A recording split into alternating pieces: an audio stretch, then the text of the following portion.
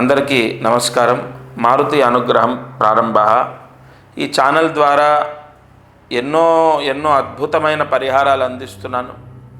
Sankatahara Chaturthi November 8వ తారీఖు శనివారం. ఈరోజు తలస్నానం చేయండి.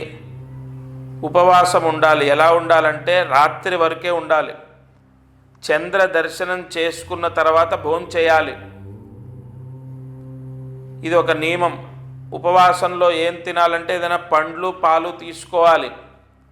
నూతన వస్త్రాలు ధరించకూడదు. ఇవాళ పళ్ళు పాలు తీసుకోండి. చంద్ర దర్శనం చేసిన తర్వాత భోజనం చేయండి. అయితే తలస్నానం చేయండి. ఇవాళ ఒక పరిహారం చెప్తాను, అది చేస్తే విశేష ధనలాభం. మీ ఇంట్లో మీరు తెల్ల జిల్లేడు పుష్పాలతో గణపతికి దుర్గా అష్టోత్తరంతో పూజ చేయండి. ఇదే రహస్యం.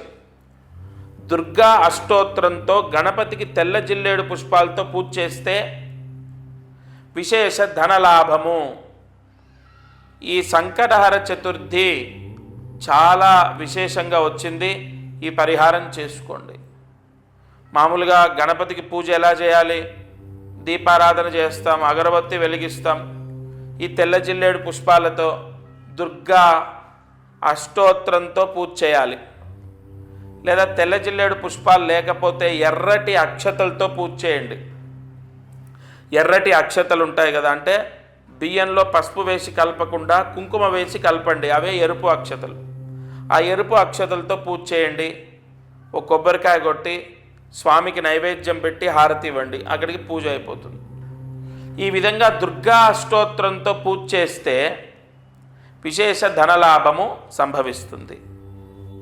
దత్తార్పణమస్తు.